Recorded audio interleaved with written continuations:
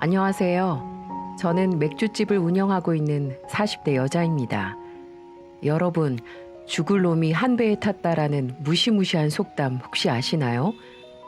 죽을 운명을 지닌 사람이 한 명이라도 같은 배에 있다면 어차피 그 배는 침몰해서 그곳에 탄 사람들 모두 똑같이 죽을 운명이라는 뜻인데요. 아니 글쎄, 제가 바로 그 침몰할 배에서 극적으로 탈출한 행운아가 될 줄 누가 알았겠어요? 때는 제가 30대 초반이었던 10년 전 이야기입니다. 저는 그때 막 맥주집을 열어서 한창 바쁘게 살고 있었어요. 그리고 비슷한 시기에 제가 하는 맥주집에 왔던 친구가 남자를 한 명 데려와서 소개시켜줬죠. 제약회사에 다니는 사람이라고 너도 혼자고 얘도 혼자니까 한번 만나보라고요. 그 남자는 이후에도 종종 제 가게에 들려 맥주 한 잔씩 하고 갔습니다. 남자가 가게에 오는 빈도수는 점점 늘어 어느새 저희 둘은 연인이 되었고요. 남자의 성격이 무던하니 좋고 매너도 좋아서 1년 연애 끝에 결혼에 꼴이 나게 되었죠.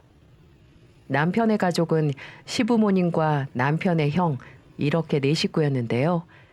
시부모님은 번화가에 2층짜리 커다란 식당을 운영하셨어요. 근방에서도 유명해서 평일에도 손님이 바글바글하는 소위 맛집이었죠. 심지어 5층짜리 건물도 갖고 있는 건물주라서 한마디로 돈 꽤나 만지는 있는 집안이었습니다. 솔직히 남편과 결혼 이야기가 한창 오고 갈 때 시댁 경제 사정을 듣고 기가 죽은 건 사실이었어요. 아무래도 돈 많은 집안이 무조건 반갑다기보다는 한쪽으로 크게 기울어진 결혼일 것 같아서 부담스러웠거든요. 또 시부모님께 이제 막 식당 개업한 며느리가 눈에 차실까 걱정도 됐고요. 하지만 제가 지레 겁먹은 거더라고요. 시아버지는 온화한 인상에 굉장히 차분하신 분으로 일찍이 혼자 가게 차린 절 기특해 하셨죠. 시어머니는 조금 세신 분으로 눈빛이 무서웠지만 처음엔 저에게 따로 나쁘게 대하신 건 없었어요. 남편의 부모님을 뵙는 자리에서도 그냥 조금 말투가 딱딱하고 깐깐하신 정도였죠. 정원이는 직원을 안 쓴다고? 네, 이제 막 시작한 거라서 따로 직원이나 알바는 안 두고 있어요. 나중에 좀 자리 잡고 나면 뽑으려고요. 어허, 그럼 너무 몸만 축나는 거 아니냐? 아무리 작은 가게라도 혼자 하긴 힘들지. 아, 젊은 애가 지금 남는 게 체력일 텐데 자기가 알아서 하겠죠. 아직 장사 시작한 지 얼마 안 됐는데 돈 모이고 난 다음에 사람 써도 몸 안 망가져요. 너 잘 생각했다. 시어머니는 혼자 일하는 절 걱정하는 시아버지에게 얘가 알아서 한다며 신경 끄라고 하셨습니다. 시어머니는 자잘한 일은 좀처럼 걱정도 신경도 쓰지 않는 분이었죠. 저는 오히려 시어머니의 그런 점이 편했고요. 어른들이 걱정해 주시는 것만으로도 신경 쓰이고 불편한 건 사실이잖아요. 근심 가득한 표정으로 제 몸을 걱정하는 시아버지도 시어머니의 말씀을 듣고 그 다음부터는 별 말씀하지 않더라고요. 그래, 젊어서 고생 사서 한다고 당신 말이 맞지. 그래도 너희 시애비 시애미가 요식업 장사 선배 아니냐. 궁금한 거 있으면 뭐든 물어보고. 요새 인터넷이다 뭐다 우리 같은 노인네들한테 물어보는 것보다 100배는 알기 쉽게 되어 있어서 물어볼 필요도 없네요. 옛날에 우리 장사 시작하던 때하고 다르지 세상이. 허허, 듣고 보니 그것도 그러네. 맞아요, 아버지. 걱정 마세요. 어머니 말씀대로 요즘엔 장사 노하우도 인터넷만 뒤지면 다 알 수 있으니까요. 시댁은 시아버지도 그렇고 남편도 그렇고 시어머니의 말씀 한마디면 바로 당신 말이 맞다, 어머니 말씀이 맞다 하면서 뭐든 납득을 하고 받아들이더라고요. 그 모습이 너무 자연스러워서 아, 우리 시댁의 대장은 바로 시어머니구나 라고 바로 깨달았죠. 나중에 남편에게 듣기로는 지금 식당 확장 문제도 그렇고 5층 건물 매입도 그렇고 그때 당시 가족들의 반대에도 무릅쓰고 진행시킨 게 시어머니라고 하더군요. 식당 초기에 1층에 작은 평수가 다였는데 시어머니가 넓히고 단체 손님 위주로 받아야겠다고 했을 때 시아버지가 굉장히 반대하셨다고 해요.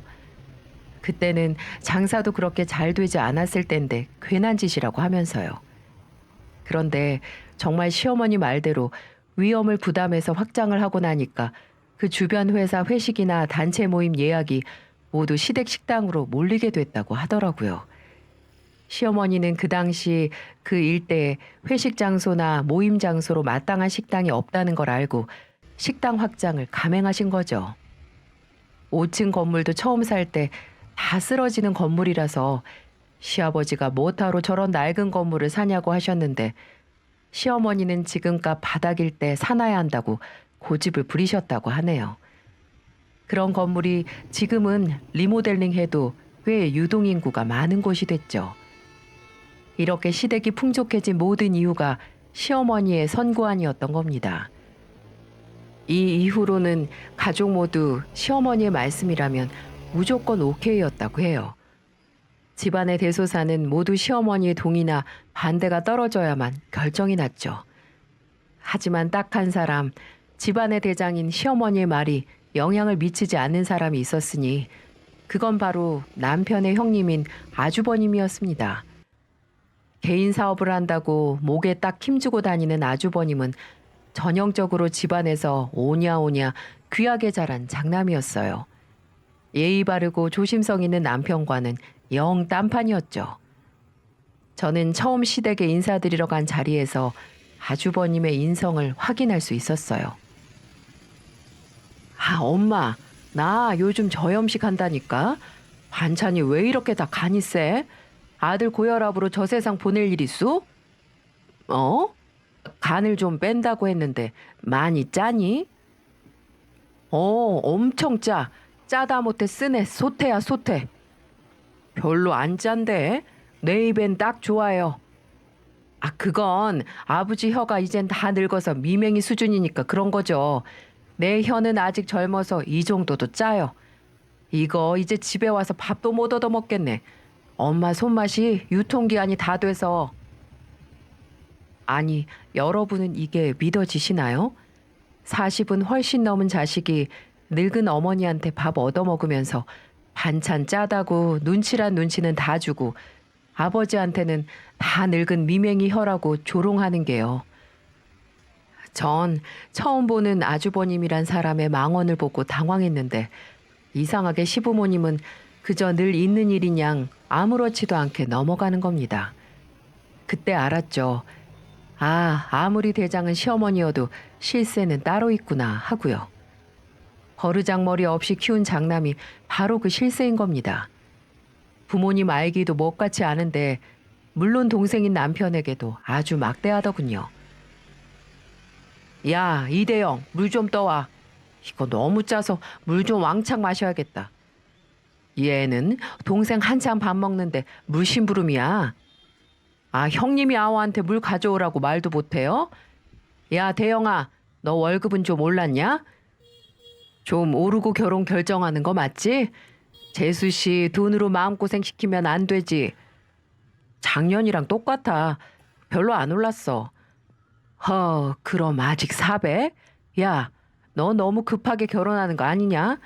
사내 자식 월급 400으로 어디다가 써? 재수 씨, 지금이라도 얼른 도망가요. 400이 어때서요? 저도 안 버는 것도 아니고 그 정도면 충분하죠. 그리고 무엇보다 대영 씨는 인성으로는 연봉 1억은 되는 사람이니까요. 결혼할 사람이 보고 있는 자리에서 물심부름은 기본이고 월급 적다고 무시까지 하더라고요. 저는 일부러 더 아무렇지도 않은 얼굴로 맞받아쳤지만 제 말에도 그저 빙글빙글 웃으며 비웃는데 정말 같은 부모 아래서 이 정도로 다르게 자랄 수 있나 의문이 들었어요. 가정교육을 잘못 받아도 한참 잘못 받은 사람이었죠. 아주버님의 경솔한 발언들로 기분이 상한 건 맞지만 가족 중에 별난 사람들 하나 있기 마련 아니겠어요? 마음에 걸리긴 하지만 1년에 만나면 얼마나 만나겠어라고 되도록 결혼 후 안 엮여야겠다고 생각하곤 말았죠. 저와 남편은 그해 초여름에 결혼식을 올렸고 겹경사로 바로 아이도 생겼어요. 결혼과 동시에 생긴 축복으로 이제 나도 완전한 가정을 꾸리겠구나 이런 기대로 행복했습니다. 앞으로 제 앞엔 꽃길만 열리겠다 예상했죠. 하지만 이게 웬걸? 저의 임신은 제게 축복인가 동시에 무시무시한 시집살이의 시작이 되었습니다. 결혼 전에도 결혼 준비 중에도 저에게 큰 관심 없이 그저 너 알아서 해라 하던 시어머니는 제가 임신으로 가게를 정리했다는 소식을 듣고 딴 사람으로 바뀌셨어요. 어느 날 다짜고짜 전화를 해서 저에게 이런 소리를 하시는 겁니다. 예, 나다. 네, 어머니 안녕하셨어요. 어쩐 일이세요? 넌 임신해서 이제 일도 안 하는 애가 하루에 한 번도 시애미한테 안부 전화가 없니? 아, 죄송해요, 어머니. 제가 요즘 정신이 없어서 앞으로는 자주 할게요. 서운하셨어요? 서운이고 뭐고 임신한 게 무슨 벼슬도 아니고 말이 좋아 출산 준비한다고 하지. 웬종일 집에서 놀고 있는 거 아니야. 시간도 넘치는 애가 어쩜 그리 시댁에 무심해. 어? 너 앞으로는 내가 먼저 하기 전에 하루에 한 번은 알아서 인사 좀 하렴. 알아들어? 아니, 안부 인사 못 받아서 죽은 귀신도 아니고 저 시부모님께 안부 인사 자주 했거든요. 전화도 최소 나흘에 한 번은 꼭 드렸고 하루에 한 번 이상은 문자로 식사하셨는지 뭐 드셨는지 소소한 안부도 꼭 묻곤 했습니다. 근데 이제 제가 일을 쉰다고 하루에 한 번은 꼭 알아서 연락을 하라고 썽을 내시는데 저는 너무 억울했죠. 그래도 이제 막 식구된 며느리가 무슨 힘이 있나요? 그때는 그저 알겠다고 답할 수밖에 없었죠. 하지만 제가 그저 안부 인사만 잘한다고 해결될 일이 아니었습니다. 시어머니는 인사를 시작으로 저에게 과도한 며느리 노릇을 요구하셨죠. 임신 4주차 정도 됐을까요? 막 입덧도 시작하고 몸 상태가 예민해져서 항상 몸살같이 피곤했을 때 시어머니는 시댁 식당으로 절 불러내기 시작하셨어요. 임신 초기에 무조건 조심한다고 집에만 있지 말고 더 움직여야 한다고요. 근데 시어머니가 말씀하시는 게 산책이나 가벼운 운동이 아니라 손님이 미어 터지는 식당에서 뜨거운 음식들을 서빙하는 거라는 게 문제였어요. 아침 일찍 신혼집으로 들이닥친 시어머니는 갑작스런 방문에 어리둥절해하는 저에게 이렇게 말씀하셨어요. 너 나갈 준비해라. 되도록 편한 옷 입고. 네? 어디 가실 건데요? 식당 점심 장사 좀 도와줘. 지금 일손이 모자라서 바쁜 시간에 아주 죽겠어. 너 놀고 있으니까 가서 조금이라도 도와라. 빨리 준비해. 당장 시어머니가 절 데리러 오셨는데 안 가겠다고 거절할 수가 없어서 첫날은 가서 도왔습니다. 임신한 몸으로 식당에서 서빙하고 있는 절 보고 시아버지는 놀라시긴 했지만 시어머니의 결정이었기 때문에 별말은 하지 않으셨어요. 시어머니는 이제 종종 일주일에 5번은 나와서 도우라고 하는데 이건 정말 한 번 과로로 잘못되는 모습을 보여줘야겠다는 느낌이 들었습니다. 장사도 잘 되는 식당에 왜 사람을 더 안 뽑아 쓰는 건지 이대로 가다간 임신 막달까지 식당에 발이 묶일 것 같았으니까요. 저는 다음 날 바로 산부인과로 가서 무리한 움직임을 자제하라는 진단서를 떼서 시어머니에게 보여드렸습니다. 저도 도와드리고 싶은데 아무래도 처대고 원체 몸이 약해서 병원에서 주의하라고 했다 이 말을 덧붙이면서요. 눈앞에 떡하니 임신 8주차까지는 유산이 되기 쉬운 시기이니 절대 안정을 취하라는 진단서를 본 시어머니는 더 이상 절 식당으로 불러내지 못하셨죠. 근데 식당 일이 끝이 아니었습니다. 시어머니는 다음엔 무슨 일로 절 부려먹을까 연구하는 사람 같았어요. 식당 일이 힘들면 산책으로 새벽 시장 보러 가는 거 같이 가자고 하시더라고요. 시장에서 술렁술렁 걸어 다니면 그게 산책이라고요. 말이 산책이지 그냥 짐꾼이었습니다. 양손 가득 무거운 비닐봉투를 들고 시어머니 뒤를 졸졸 쫓아다니는 일이었어요. 그것도 처음엔 나갔지만 나중엔 어머님 아들 출근할 때 아침 챙겨줘야 한다는 말로 피했어요. 시어머니는 이전부터 남편 배골게 하지 말라고 신신당부를 하셨거든요. 그게 딱 생각이 나서 좋은 핑곗거리로 만들었죠. 그 이외에도 매일 하겠다 약속했던 안부 전화드리면 넌 절대로 산후조리니 뭐니 하면서 사치하지 말라고 신신당부하시고는 첫 손주는 아들이 좋다고 매번 노래하셔서 정말 불편했습니다. 그게 어디 제 노력으로 되는 일인가요? 하지만 시어머니는 본인이 아들 둘 낳은 게 다 간절히 바라고 마음을 곱게 써서라는 터무니없는 소리만 하시더군요. 너무 어이없지 않나요? 그럼 전국에 딸 낳은 어머니들은 마음을 곱게 안 써서 딸 낳은 거냐고요. 시어머니 얼토당토하지 않는 시집살이에도 그저 옆에서 위로해주는 남편과 뱃속의 아기만을 생각하며 버텼어요. 또 저도 시어머니 요구에 때론 꾀도 부리면서 피하고 작게나마 복수도 했죠. 초반에 식당에 나가서 일을 도울 때 단골 손님분들이 절 알아보셨나 봐요. 여기 사장님 작은 며느리라고요. 여기 작은 며느리 아니에요? 어째 여기 있대? 따로 장사하는 거 아니었어? 안녕하세요. 저 임신하고 가게 접었어요. 어머 축하해요. 근데 이렇게 일하고 있어도 되나? 임신 때문에 일도 그만뒀는데 여기서 또 일을 하고 있으면 안 되지. 어머니가 부탁을 하셔서 어쩔 수 없죠. 가족 일인데. 단골 손님들 앞에서 처량한 제 연기는 후에 시어머니에겐 임신한 며느리 부려먹는 악독 시모라는 소문으로 돌았습니다. 종종 계산하고 나가시는 분들이 시어머니에게 임신한 며느리 쉬게 좀 해달라고 훈수도 두셨죠. 하지만 이런 건 모두 말 그대로 소심한 복수일 뿐 시어머니와 저 사이의 근본적인 문제는 해결되지 않았어요. 그래도 그나마 제가 버틸 수 있었던 건 제 숨통을 트여주는 사람이 있기 때문이었어요. 바로 아주버님의 아내인 형님이었습니다. 저보다 빨리 결혼을 한 형님은 시어머니의 시집살이를 먼저 겪은 시월드 선배였죠. 그 모든 고통 다 참고 산 형님은 시월드 초짜인 제 마음을 잘 이해해 주셨고 저희 둘은 같은 공감대로 빠르게 가까워졌어요. 자주 만나서 이런저런 이야기하며 스트레스도 풀었습니다. 저희 둘의 대화에서 단골 주제는 당연히 시어머니의 악행이었죠.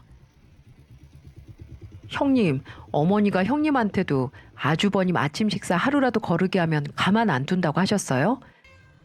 그냥 아침 식사 수준이 아니라 남편한테 내가 13첩 반상 안 차리면 그대로 밥상 엎으라고 한 양반이야. 그리고 찌개는 매일 다른 걸로 뚝배기째로 상에 올리라고 했어. 그러는 어머니는 식당에서 남는 반찬 시아버지 주면서 아주 본인 아들들만 소중하지 남의 집 딸들은 안중에도 없어요. 그래도 동서는 부모님 두 분 다 계셔서 다행인 거야. 난 고아라고 얼마나 구박받았는지 알아?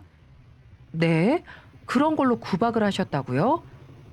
결혼하고 신혼여행 갔다 와서 시댁에 인사드리러 간 날 나한테 애미애비도 없는 천한년이라고 이제 시댁에 충성하라고 했었어. 그때 정말 신혼여행만 갔다 와서 바로 이혼해야 하나 밤새 고민했다니까. 저보다 시어머니와 지낸 시간이 더 많은 만큼 형님이 당한 수모는 정말 심각한 수준이었어요. 어떻게 버티셨는지 정말 존경스럽더라고요. 그 영겁의 시간 중 형님이 잠도 시댁 쪽은 보고 안 잔다는 충격의 사건이 하나 있었는데요. 동서도 지금 뱃속에 애 있으니까 내가 미리 말해줄게. 나 지금 첫째 막 태어났을 때 일인데 시어머니가 애 얼굴 보고 본인 아들 얼굴이 하나도 안 보인다고 유전자 검사해야겠다고 난리를 피웠었어. 뭐 진짜요? 그래서 진짜 하셨어요? 말도 마. 다른 집 자식인 거 밝혀지면 고소해서 콩밥 먹인다고 길길이 날뛰는데 와 진짜 너무 열받는데 나도 억울해서 밝혀야 할 건 밝혀야 되겠더라고. 그래서 병원 가서 검사했지. 당연히 결과는 남편 애라고 떡하니 나왔고 그래서 어머니는 사과하셨어요? 의심해서 미안하다고. 그 양반이 퍽이나 전혀 없었어. 유전자 검사 결과표 보고 입 싹 닫고 모른 척 하더라. 사람이 어쩜 그렇게 뻔뻔할 수 있는지. 그 이후로는 난 조금이라도 사이 좋아져야겠다는 희망도 안 품어. 아주 진절머리가 나. 내가 그때는 정말 남편 말고는 연고도 없고 어려서 마냥 당했지 대들지도 못했잖아. 동서, 지금 어머니한테 조금이라도 맞받아치는 게 대단한 거야. 나도 지금이면 당하고만 있지 않았을 거야. 과거 서럽디 서러운 일을 말하며 씁쓸한 표정이 되는 형님을 보니 안쓰럽고 슬퍼졌습니다. 동시에 정신 안 차리면 형님이 겪은 걸 나도 똑같이 겪을 수 있겠구나 소름도 끼쳤어요. 형님과 저는 서로 연락도 자주 하고 만나기도 하면서 시어머니 욕을 하며 친해졌습니다. 왜 공공의 적이 생기면 더 끈끈해진다고 하잖아요. 그렇게 서로가 서로의 가장 가까운 지원군이자 버팀목이 되어서 지독한 10월들을 헤쳐나가고 있던 와중에 대형 사건이 하나 터지게 됐습니다. 명절에 다 같이 시댁에 모이게 됐어요. 저와 형님 그리고 시어머니는 주방에서 한창 음식을 준비하고 있었고 남편과 시아버지는 거실에서 식사를 할 상을 닦고 수저를 놓고 있었죠. 다 함께 명절 상차림을 준비하고 있는데 딱 한 사람 아주버님만 피곤하다고 안방에 들어가서 자고 있었습니다. 어린 조카는 거실에서 놀고 있었는데 뛰어다니다가 어디 걸려서 넘어졌나 봐요. 애가 다친 건 아닌데 놀랐는지 빽 하고 우는데 주방까지 우는 소리가 다 들렸습니다. 근데 형님은 한창 나무를 볶고 있었고 저도 바빠서 거실에 같이 있던 남편이 조카를 달랬죠.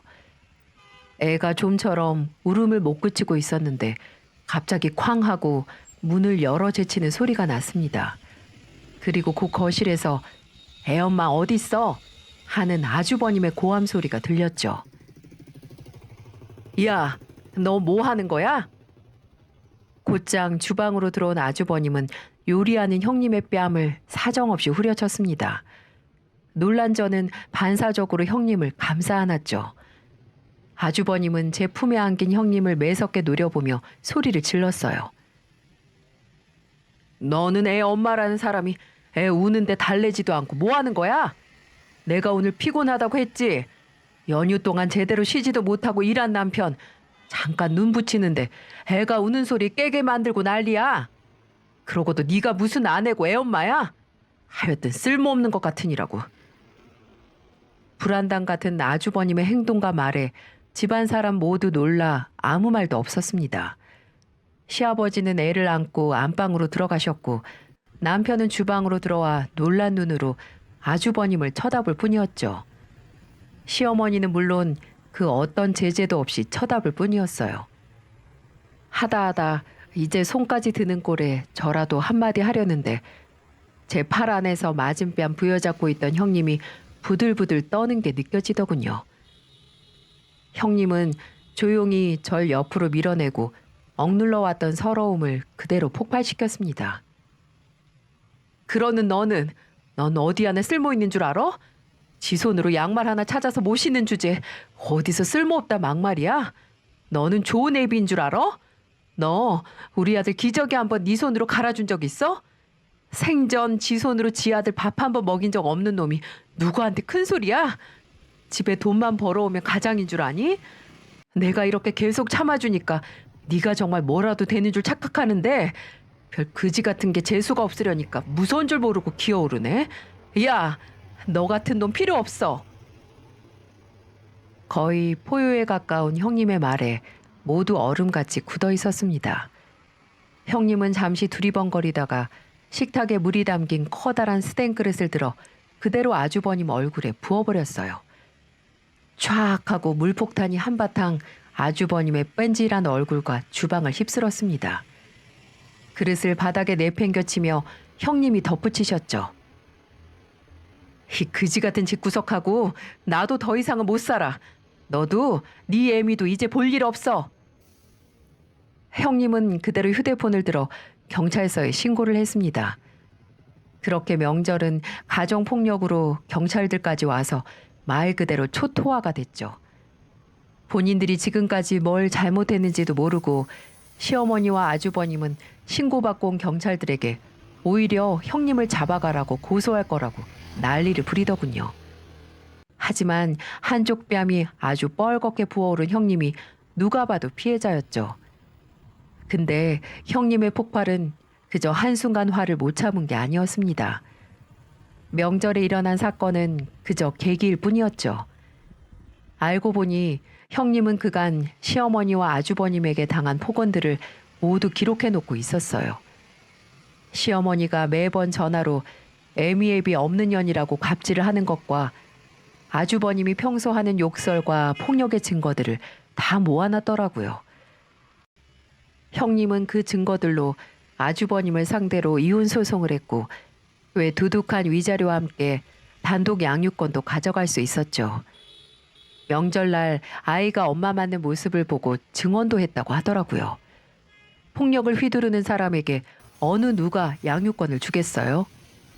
뿌린 대로 거둔다고 아주버님은 그간의 악행으로 아이도 뺏기고 재산도 뺏긴 이혼남으로 전락하고 말았습니다. 속으로 어찌나 고소하던지 제 속이 다 시원하더군요. 아주버님은 처음엔 이혼해주면 내가 더 고맙지라고 떵떵거리더니 나중엔 거의 폐인 상태가 되어 본인 사업도 제대로 굴리지 못했어요. 이혼당하고 인생 제대로 꼬이게 된 거죠. 형님의 이혼이 시댁에 끼친 후폭풍은 그뿐만이 아니었습니다. 비로소 자유가 된 형님을 저는 누구보다 축하하는 마음이었지만 동시에 제 생활은 더욱 힘들어졌어요. 바로 두 며느리에게 늘 화풀이하고 못살게 굴던 시어머니는 며느리 자리가 하나 비니까 두 개로 분산되던 에너지를 모두 남은 며느리에게 쏟게 된 겁니다. 그리고 그 남은 며느리가 바로 저였고요. 시어머니는 늘 떠난 형님 이야기를 하며 검은 머리 짐승을 운운하셨죠. 그리고 저에게 너도 고마운 줄 모르고 우는 소리 하면서 이혼할 거면 지금 가라고, 갈 때 애는 놓고 가라고 시도 때도 없이 성질을 부렸습니다. 제가 만삭이었을 때 집까지 오셔서 굳이 저한테 밥 차리라고 해서 먹고 가셨고요. 저 애 낳고 병원에 있을 때 찾아오셔서 딸 낳았다고 구박이랑 구박은 다 하셨습니다. 시어머니는 침대에 누워있는 절 끌어내고 본인이 병원 침대에 누워 계속 잘한다 잘해 마음을 못 대겠으니까 딸이나 낳았지 라고 일장연설을 하셨어요. 저는 애 낳고 아픈 몸으로 간이 침대에 앉아서 그 모진 말 다 들었죠. 시어머니는 형님에게 당한 걸 저에게 화풀이 하는 사람처럼 보였습니다. 심지어 형님에게 했던 거 그대로 저에게 하더군요. 남편은 출근하고 집에서 아이와 단둘만 있는데 어김없이 시어머니는 말없이 찾아오셨습니다. 그리고 제 딸의 얼굴을 빤히 보더니 다짜고짜 말했어요. 너 병원 가서 애 친자 검사 좀 하고 와라. 저는 드디어 올 것이 왔다고 생각했습니다. 형님에게 했던 친자 검사를 이제 저한테도 하시는 거죠. 이 사람은 사람을 친자 검사로 괴롭히는구나 하고 어처구니가 없었어요. 어느 정도 저 말을 예상하고 있던 터라 숨길 것 하나 없는 저는 순순히 알겠다고 하며 한 가지 조건을 내걸었어요. 형님 때도 사과 하나 안 하던 시어머니에게 확실하게 다짐을 받아야 했으니까요. 아들도 아니고 딸 낳은 며느리 예쁜 곳 하나 없는데 그게 또 누구애인지 확실히 검사도 안 하고 키울 순 없지. 군소리 말고 병원 가서 딱 밝혀가지고 와. 네, 받아올게요. 하지만 어머니, 제가 친자 검사에서 남편 아이 맞다고 나오면 저한테 뭐 해주실 건데요? 뭐? 너 지금 시애미한테 돈이라도 걸라는 거냐? 어머니가 먼저 저 못 믿고 요구하시는 건데 저도 억울해서 뭐라도 받아야죠. 설마 결과가 맞다고 나와도 그냥 입 싹 닦으시려는 거 아니죠? 참나, 별 회개한 애를 다 보겠네. 그래, 결과가 맞다고 나오면 뭐 얼마를 줄까 내가? 1억, 딱 1억 주세요. 시어머니는 1억이란 금액을 듣고 신나게 비웃고 어이가 없다고 곤시렁거리더니 이내 알겠다고 했습니다. 그 자리에서 종이에 간단하게 계약서를 적었죠. 친자 결과가 일치로 나온다면 저에게 1억을 지급하라는 내용을 쓰고 서로의 서명을 기입했습니다. 그리고 저는 다음 날 바로 병원으로 가서 친자 검사를 했어요. 결과는 말 안 해도 다들 예상 가시죠? 네, 당연히 친자 확률 99.999%가 나왔습니다. 저는 당당하게 결과지를 가지고 시어머니에게로 갔죠. 하지만 우리 뻔뻔한 시어머니 결과지를 보고 그저 그래? 라고 하고는 아무 말이 없는 겁니다. 솔직하게 저는 시어머니가 잘못을 인정하고 내가 미안했다, 실수했다 이 한마디만 했어도 1억 그거 그냥 없던 걸로 하려고 했어요. 그런데 결과지를 내민절 어쩌라고? 이런 눈빛으로 바라보는 시어머니의 그 뺀질한 낯짝에 속이 부글부글 끓었죠. 전 집에 있던 종이를 챙겨 아침 일찍 시어머니 식당으로 갔습니다. 가게는 아직 문을 열기 전이라서 오픈 준비가 한창이었죠. 저는 식당으로 들어가 시어머니를 찾았고 주방에 있던 시어머니가 절 영문을 모르겠다는 얼굴로 맞이하더군요. 네가 여긴 웬일이냐? 어머니가 약속을 안 지키셔서 제가 직접 상기시켜 드리려고 왔어요. 여기 이 종이 기억나시죠? 어머니 친자 결과 일치로 나오면 저한테 1억 주시기로 했잖아요. 손님은 없어도 일하는 직원들 다 있는 곳에서 말하니 내내 여유 있는 척 하던 시어머니도 당황하시더라고요. 친자 검사와 1억이라는 단어에 직원들이 술렁거리기 시작했고 시어머니는 다짜고짜 제가 내민 종이를 뺏으려고 하셨습니다. 저는 잽싸게 종이를 감췄죠. 약이 올랐는지 언성을 높여가며 제게 욕을 하시더군요. 이 싸가지 없는 거. 여기가 어디라고 그깟 종이 쪼가리를 들고 와서 시애미 창피를 줘? 너 지금 나 협박하는 거야? 어? 이 빌어먹을 거. 분에 못 이겨 시어머니는 달려들어 두꺼비 같은 손으로 제 뺨을 갈기셨습니다. 주변에서 직원들이 숨을 들이키는 소리랑 놀라서 어쩔 줄 몰라 하는 소리도 다 들렸어요. 정말 제대로 맞았는지 삐 하는 이명도 귀에서 들리더라고요. 그리고 동시에 지금까지 당해온 모든 울분이 단전 깊은 곳에서 끌어올랐습니다. 손에 든 종이를 구겨쥐고 저도 시어머니에게 손을 들었죠. 짝! 저의 반격으로 식당은 한순간에 아수라장이 되었습니다. 저 맞을 때 가만히 있던 직원들은 다들 달려나와 제게 맞아서 비틀거리는 시어머니를 부축했죠. 절 때리고 기세등등하던 시어머니는 꿀먹은 벙어리 마냥 아무 말도 못하고 입만 뻐끔거렸고 전 그 얼굴 한 번 보고 그대로 식당에서 나와버렸습니다. 더 있어봤자 말도 안 통하는 인간한테 좋은 꼴 못 볼 테니까요. 맞은 거 똑같이 받아친 걸로 만족하기로 했어요. 그날 저녁 오늘 있던 일을 말하기 위해 남편의 퇴근 시간만 기다리는데 아무리 기다려도 안 오는 겁니다. 아이를 재우고 나서야 남편이 집에 돌아왔죠. 근데 표정이 어째 굳어져 있는 게 저 사람이 늦은 이유가 머릿속에 그려졌어요. 남편은 거실 한가운데 들고 있던 서류 가방을 내팽겨치며 제게 물었습니다.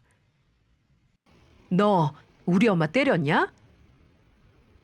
아니나 다를까 이미 시댁에서 먼저 듣고 집에 돌아온 거였어요. 왜 늦나 했더니 시어머니가 먼저 불러서 약을 쳐둔 거죠. 시어머니가 그러시든 나한테 맞았다고? 그래, 그러니까 바른 대로 말해. 네가 우리 엄마 쳤냐고. 네가 뭔데?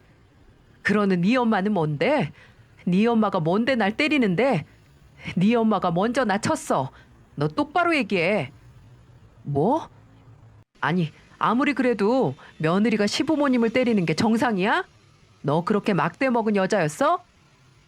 참나, 내가 막대 먹은 거면 당신 어머니는 빌어먹은 거야. 지금까지 내가 얼마나 참았는데. 임신하고 나서 와서 일하라고 하는 것도 하루에 한 번씩 꼭 전화드리면 사람 속을 타들어가게 하는 모진 말만 하시는데 나 그것도 참았어. 근데 하다 내 딸 밖에서 만들어 온 자식 취급하면서 친자 검사 해오라는데 내가 열 안 받겠냐고. 여보, 그건 당신도 똑같아. 당신 내가 아무 이유 없이 어머니한테 쓴소리 들을 때마다 옆에서 한 번이라도 막아준 적 있어? 어머니가 딸 낳았다고 나 구박하고 우리 딸 아들 아니라고 찬밥 취급받을 때 한 번이라도 남편으로서 아빠로서 막은 적 있냐고. 지금도 봐. 그저 어머니 말만 믿고 들어와서 가방 내팽개치면서 내 말 들어보지도 않고 화만 내는 거잖아. 여보, 나 더 이상 이렇게는 못 살아. 우리 갈라서. 당신 어머니 같은 사람이랑 당신 같은 사람이랑 더 이상 가족으로 엮여지고 싶지 않아. 뭐? 아니, 이렇게 갑자기 이혼을 하겠다고? 당신 지금 너무 성급한 거 아니야? 이혼이 장난도 아니고. 그래, 장난 아니지. 나 장난치는 거 아니야. 나 제대로 할 거야. 지금까지 당신 어머니가 나한테 했던 짓들 다 문자로든 전화로든 증거 남아 있으니까 이래도 장난처럼 보이니? 제가 증거 운운하니까 남편은 그제서야 상황의 심각성을 알았는지 무릎을 꿇고 빌더군요. 자기가 잘못했다고, 이제 안 그러겠다고 딸을 봐서라도 다시 생각하라고 싹싹 비는데 이미 있는 정 없는 정 다 떨어져서 그저 가증스럽기만 하더군요. 시어머니의 불합리적이고 무례한 행동들은 지금까지 단 한 번도 중간에서 제지하지 않은 남편의 잘못을 이제야 인지한 저도 아니랬던 거죠. 그날 바로 자는 딸아이를 들쳐매고 친정으로 가서 다음 날부터 이혼 소송을 준비했습니다. 제가 고용한 변호사는 다름 아닌 먼저 결혼한 형님의 이혼 소송을 했던 사람이었어요. 제가 집을 나와서 바로 연락한 게 형님이었거든요. 형님은 저 탈출했어요. 이혼하려고요. 라는 첫 마디를 듣고 바로 축하의 말과 함께 본인 이혼 담당 변호사의 번호를 알려주었죠. 이미 그 변호사에겐 지독한 시집살이로 이혼 경력이 있는 집안에 소송 거는 게 식은 죽 먹는 것보다 쉬운 일이었죠. 저도 지금까지 시도 때도 없이 불러내서 일을 시킨 시어머니의 문자 기록이 있었고, 무엇보다 친자 검사를 하면 1억을 지급하겠다는 계약서와 시어머니의 서명이 있었습니다. 그 결과 법원은 저의 손을 들어주었고 위자료와 함께 양육권을 받을 수 있었습니다. 한 집안의 두 형제 모두 재산과 자식 뺏긴 처량한 꼴 난 거죠. 남편은 끝까지 다시 잘해보자고 했지만 시어머니는 마지막까지 뭐라고 했는지 아세요? 이 세상에 우리 집 며느리 할 사람 많으니까 당장 꺼져. 이 재수 온 붙은 년, 2번 다시 내 눈앞에 띄지 마. 정말 대쪽 같고 한결같지 않나요?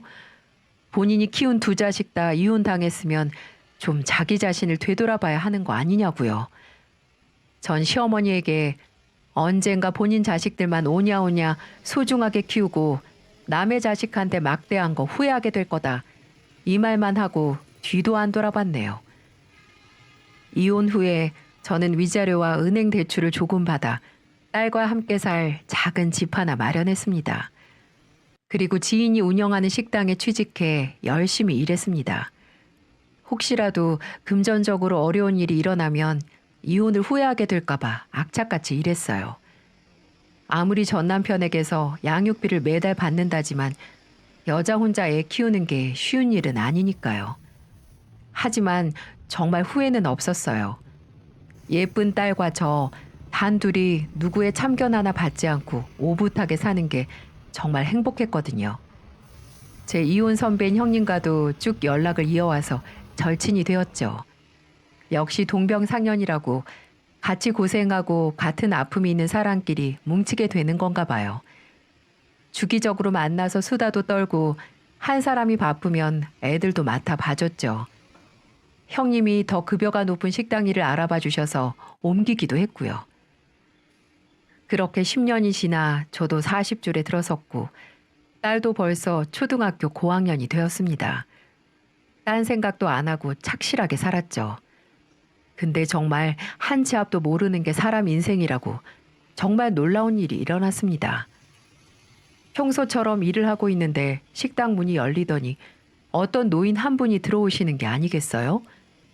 헝클어진 머리에 얼굴에 마스크를 쓰고 옷도 누더기 같은 걸 걸쳤는데 딱 봐도 손님이 아니겠다 싶었어요.